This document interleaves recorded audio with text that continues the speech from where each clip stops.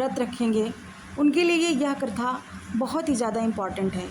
व्रत तो सभी लोग रखते हैं, लेकिन व्रत रखते क्यों हैं, इसकी शुरुआत कैसे हुई, ये बहुत कम लोगों को पता है। तो आइए जानते हैं इसकी शुरुआत कैसे हुई।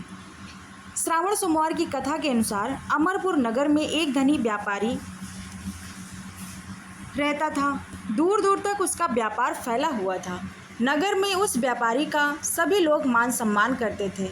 इतना सब कुछ होने पर भी वह व्यापारी अंतर्मन से बहुत दुखी था, क्योंकि उस व्यापारी का कोई पुत्र नहीं था।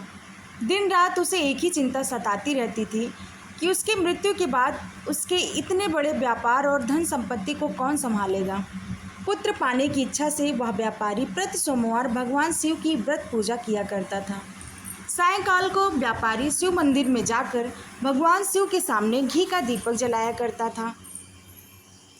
उस व्यापारी की भक्ति देखकर एक दिन पार्वती ने भगवान शिव से कहा, हे प्राणनाथ, यह व्यापारी आपका सच्चा भक्त है। कितने दिनों से यह सोमवार का व्रत और पूजा नियमित कर रहा है। भगवान, आप इस व्यापारी की मनोकामना अवश्य पूर्ण करें। भगवान शिव ने मुस्कुराते हुए कहा, हे पार्वती, इस संसार में सबको उसके कर्म के अनुसार फल की प्राप्ति होती है। प्राणी जैसा कर्म करते हैं उन्हें वैसा ही फल प्राप्त होता है। इसके बावजूद पार्वती नहीं मानी। उन्होंने आग्रह करते हुए कहा, नहीं प्राणनाथ, आपको इस व्यापारी की इच्छा पूर्ण करनी होगी। यह आपका अनन्य भक्त है। प्रति सोमवार आपका विधिवत व्रत करता है और पूजा अर्चना के बाद आपको भोग लगाकर एक समय भोजन ग्रहण करता है। आपको इसे पुत्र प्राप्ति का वरदान देना ही होगा।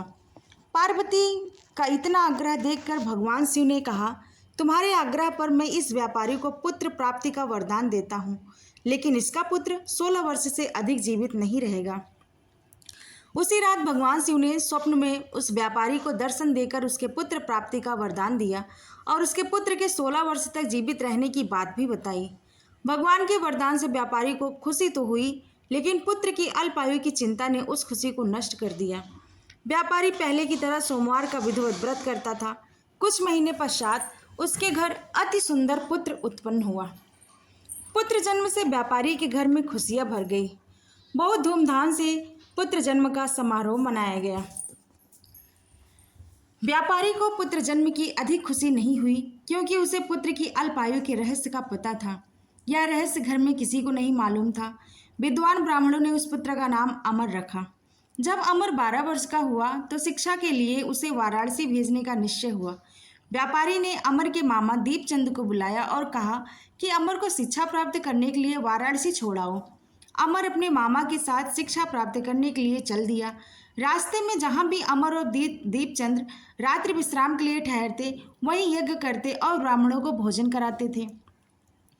लंबी यात्रा के बाद अमर और दीपचंद एक नगर में पहुंचे। उस नगर के राजा की कन्या के विवाह की खुशी से पूरे नगर को सजाया गया था। निश्चित समय पर बारात आ गई, लेकिन वर का पिता अपने बेटे के एक आंख से काने होने के कारण बहुत चिंतित था। उसे इस बात का भय सता रहा था कि राजा को इस बात का पता चलने पर कहीं वह विवाह से इनकार न कर दे, इससे उसकी बदनामी होगी। वर के पिता ने अमर को देखा तो उसके मस्तिष्क में एक विचार आया। उसने सोचा, क्यों ना इस लड़के को दूल्हा बनाकर राजकुमारी से विवाह करा दूं। विवाह के बाद इसको धन देकर विदा कर दूंगा और राजकुमारी को अपने नगर में ले जाऊंगा। वर के पिता ने इसी संबंध में अमर और दीपचंद से बात की। दीपचंद ने धन मिलने के लालच में वर के पिता की बात स्वीकार कर ली। अमर को दूल्हे के वस्त्र पहनाकर राजकुमारी चंद्रिका से विवाह करा दिया गया। राजा ने बहुत सा धन देकर राजकुमारी को विदा किया। अमर जब लौट रहा था तो सच नहीं छिपा सका और उसने राजकुमारी की ओढ़नी पर लिख दिया, राजकुमारी चंद्रिका, तुम्हारा विवाह तो मेरे साथ हुआ था। मैं तो वाराणसी में शिक्षा प्राप्त करने जा रहा हूँ। अब तुम्हें जिस युवक की पत्नी बनना पड़ेगा वह काना है। जब राजकुमारी ने अपनी ओढ़नी पर लिखा हुआ पढ़ा तो उसने काने लड़के के साथ जाने से इनकार कर दिया। राजा ने सब बातें जानकर राजकुमारी को महल में रख लिया। इधर अमर अपने मामा दीपचंद के साथ वाराणसी पहुंच गया। अमर ने गुरुकुल में पढ़ना शुरू किया। जब अमर की आयु 16 वर्ष पूरी हुई तो उसने एक यज्ञ किया। यज्ञ की समाप्ति पर ब्राह्मणों को भोजन कराया और खूब अन्न वस्त्र दान किए। रात को अमर अपने शयन कक्ष में सो गया। शिव के वरदान के अनुसार शयनावस्था में ही अमर के प्राण पखेरु उड़ गए। सूर्योदय पर मामा अमर को मृत देखकर रोने पीटने लगा। आसपास के लोग भी एकत्र होकर दुख प्रकट करने लगे। मामा के रोने विलाप करने के स्वर समीप से गुजरते हुए भगवान शिव और माता पार्वती ने भी सुने। पार्वती ने कहा, हे भगवान, हे प्राणनाथ, मुझसे इसके रोने के स्वर सहन नहीं हो पा रहे हैं। आप इस व्यक्ति के कष्ट अवश्य दूर करें। भगवान शिव ने पार्वती जी के साथ अदृश्य रूप में समीप जाकर अमर को देखा तो पार्वती जी से बोले, पार्वती, या तो उसी व्यापारी का पुत्र है। मैंने इसे 16 वर्ष की आयु का वरदान दिया था। इसकी आयु तो पूरी हो गई है। पार्वती जी ने फिर भगवान शिव से निवेदन किया, हे प्राणनाथ, आप इस लड़के को जीवित करें, नहीं तो इसके माता पिता की पुत्र की मृत्यु के कारण रो रो कर अपने प्राणों को त्याग कर देंगे। इस लड़के का पिता तो आपका परम भक्त है, वर्षों से सोमवार का व्रत करते हुए आपको भोग लगा रहा है। पार्वती के आग्रह करने पर भगवान शिव ने उस लड़के को जीवित होने का वरदान दिया और कुछ ही पल में वह जीवित होकर उठ बैठा। शिक्षा समाप्त करके अमर मामा के साथ अपने नगर की ओर चल दिया। दोनों चलते हुए उसी नगर में पहुंचे जहां अमर का विवाह हुआ था। उस नगर में भी अमर ने यज्ञ का आयोजन किया। समीप से गुजरते हुए नगर के राजा ने यज्ञ का आयोजन देखा।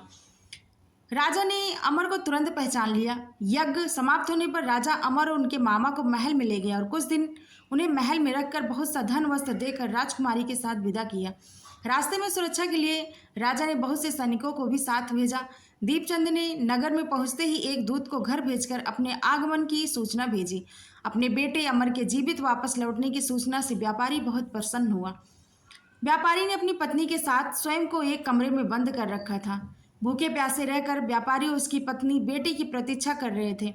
उन्होंने प्रतिज्ञा कर रखी थी, यदि उन्हें अपने बेटे की मृत्यु का समाचार मिला तो दोनों अपने प्राण त्याग देंगे।